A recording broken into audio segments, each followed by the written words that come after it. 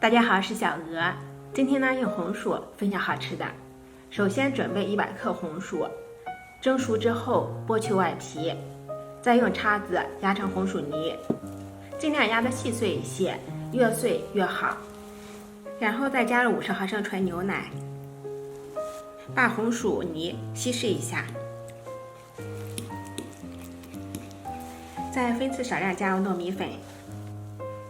我们边加边搅拌，最后呢，搅拌成这种非常细碎的小颗粒，再下手揉成软硬适中的糯米团。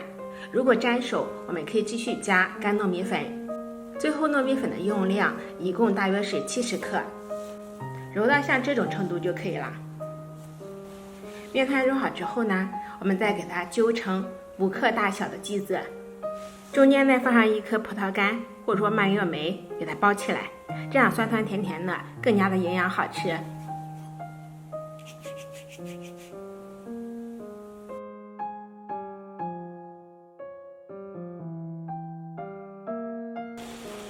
水开之后呢，我们放入做好的红薯球，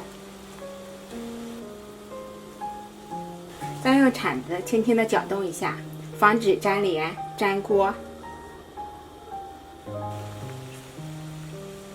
全部浮起之后，把它给捞出，再迅速的过下凉水。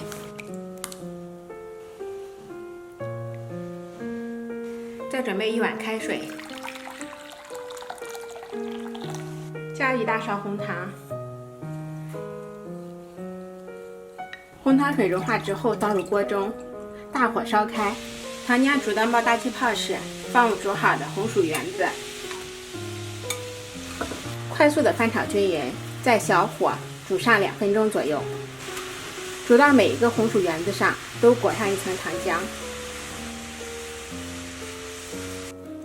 全部蒸好之后，再把它给倒入盘中，